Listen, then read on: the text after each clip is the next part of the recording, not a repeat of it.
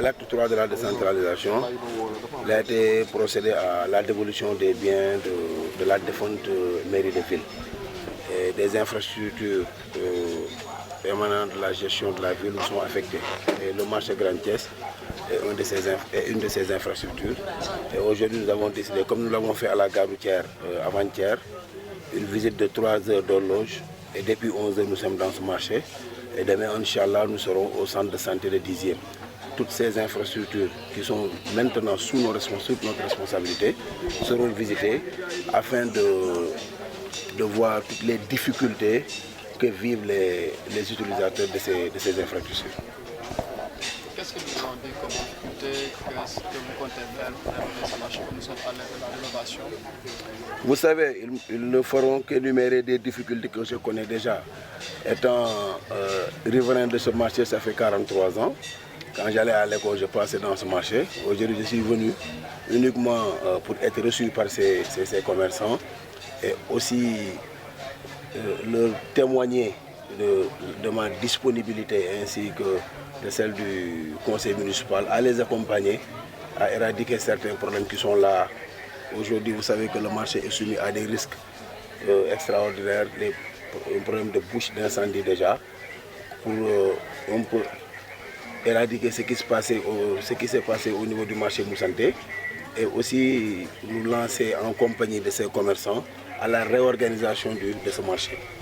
Donc, vous savez qu'on a entamé depuis deux mois une bataille très rude contre les ambulants qui rôdent autour de l'école Grand Thiès. Et aujourd'hui, nous passons à la deuxième phase, c'est quoi? Venir réorganiser ce marché afin de les permettre d'y accéder et de vaquer à leurs occupations.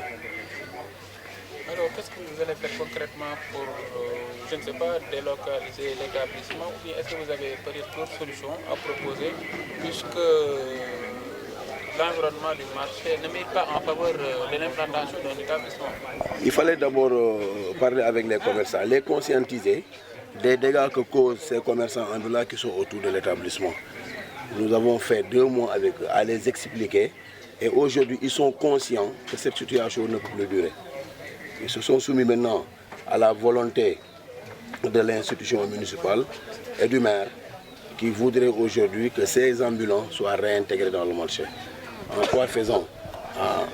En allant aujourd'hui à la recherche d'espaces qui pourraient les accueillir et c'est chose faite. Aujourd'hui nous avons constaté qu'il y a beaucoup d'espaces non utilisés dans le marché, mais parce qu'aujourd'hui ces commerçants ont déserté le marché pour aller s'installer autour de l'école et aujourd'hui ils ont accepté de revenir occuper ces places et je crois que ça va régler le quart des problèmes dont souffre cet établissement. Mais pour cet établissement, je veux être clair là-dessus, que l'État a voulu entamer des travaux depuis l'avènement de Hadjibou Soumaré à la primature.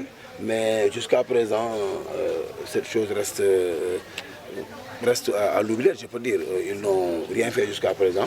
Nous, maintenant, nous allons, tant soit pour essayer de mettre ces élèves-là dans les conditions et aussi sécuriser nos commerçants, qui sont nos administrés. Et je voudrais maintenant vraiment qu'ils nous accompagnent, comme ils l'ont fait, à réorganiser ce marché, à mettre chacun à la place qu'il faut et de sorte qu'ils puissent exercer le travail sans qu'il y ait des dommages causés au détriment d'autres personnes.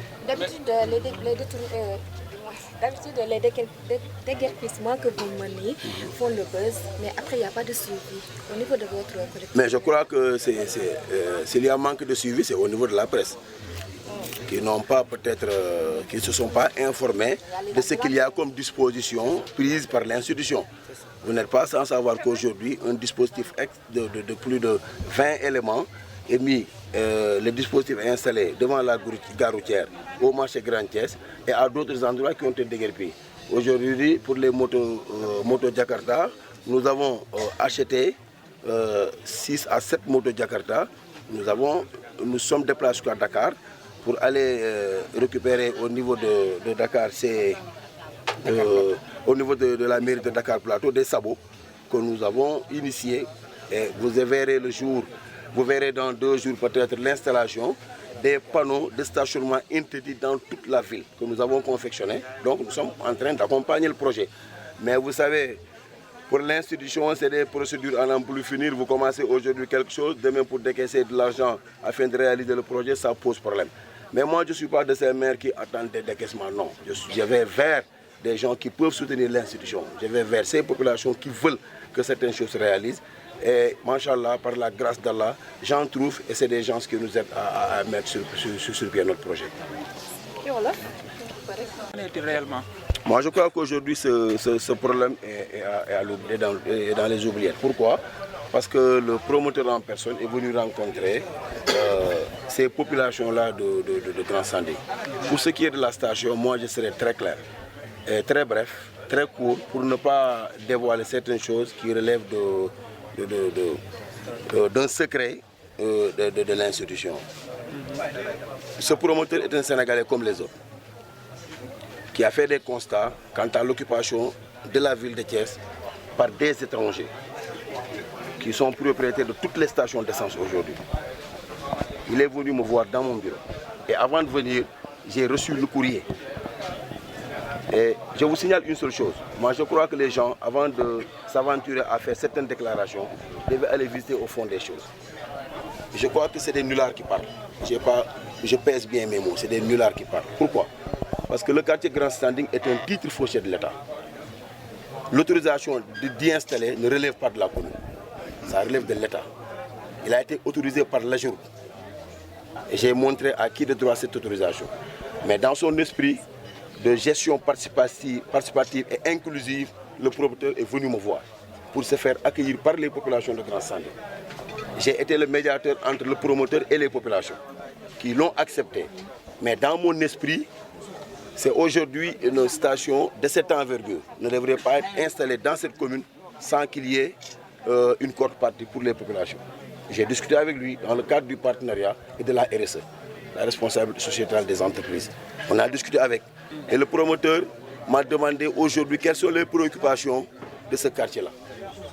J'ai évoqué certains points. L'insécurité, la salubrité, le manque d'établissements aujourd'hui primaires. Dans les 18 quartiers que je gère, il n'y a que le quartier Grand Standing qui n'a pas d'école primaire, qui n'a pas de poste de santé. J'ai énuméré que ces deux problèmes. Et il a été reçu par les femmes, les jeunes.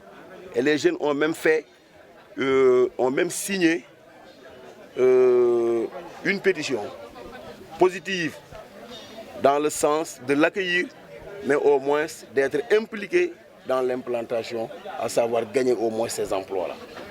Il a accepté le principe.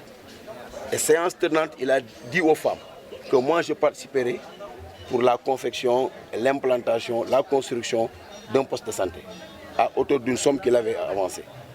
C'est après qu'il est revenu à la charge pour me dire que ces sommes ne suffiraient pas pour faire cette infrastructure. Mais il ne voudrait pas que d'autres s'impliquent à de moindres participations et en fassent un buzz. Il m'a dit maintenant, je prends le poste de santé entièrement en charge. Maintenant, c'est à vous de me proposer des plans et l'espace qu'il faut pour le faire. J'ai été voir tous les services concernés, les responsables du domaine, le président, le directeur, le médecin-chef du district, et il pourra vous le confirmer parce que je parle à la radio, qui nous a remis le plan standard du ministère de la Santé.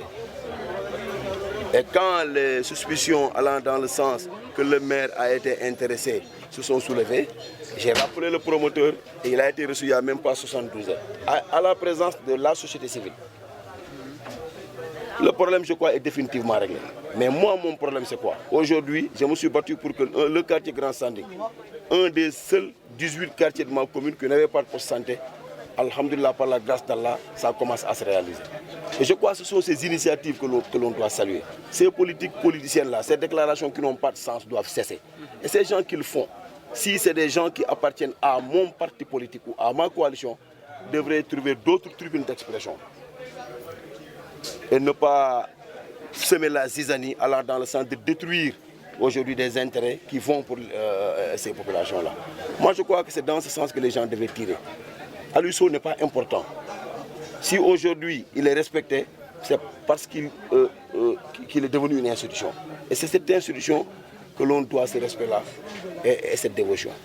Mais moi, je crois que vous m'avez interpellé et j'ai le droit d'éclairer. Et c'est la dernière fois que je parlerai sur cette chose-là. Parce que ça est en cours et ça est en bonne voie. Et aujourd'hui, le directeur des impôts et domaines, je crois, en l'occurrence M. Pascal Ndion, le préfet du département, le sous-préfet, et toutes ces personnalités-là sont informées du déroulement de ce projet. Et alhamdoulilah, si aujourd'hui l'AGEROUTE a autorisé et que le promoteur revient pour une gestion partielle inclusive, impliquer les populations et en offrant tous les emplois provenant de la station.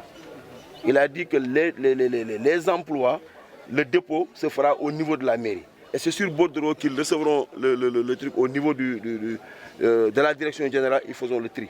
Et quand ils feront le tri et qu'on voit une seule personne qui ne fait pas partie du Bordereau, nous, à notre niveau, on pourra rejeter la liste. Et là, c'est clair. Moi, je crois qu'il n'y a pas raison que des gens, mais je comprends.